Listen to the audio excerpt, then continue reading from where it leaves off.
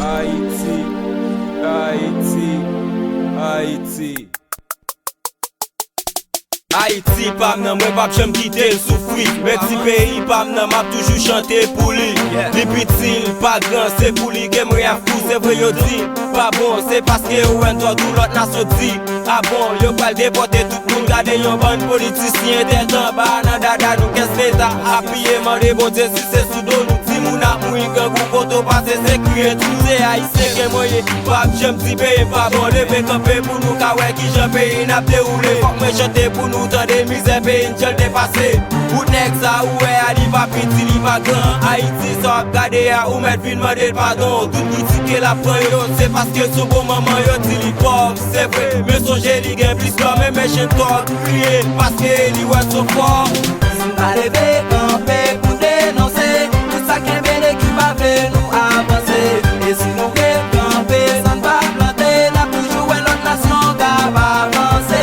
Si bagay unité, sensibilité, nou met pou mè an e pa jom chanje.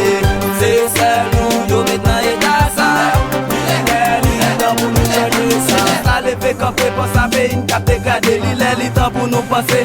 Avec problème pays pour yo baba nous anana. Pour yo di nous c'est si ça nous dénoncer tout ça qui pas fait plaisir.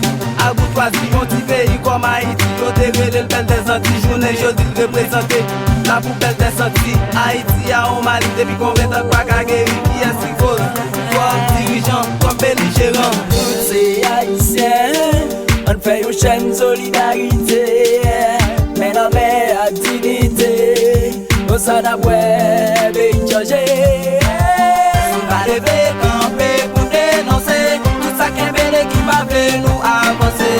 Et si nous camper sans pas planter, n'a toujours l'autre nation qui va avancer. Si bagay unité, sensibilité, nous mettre pour même un et pas changer.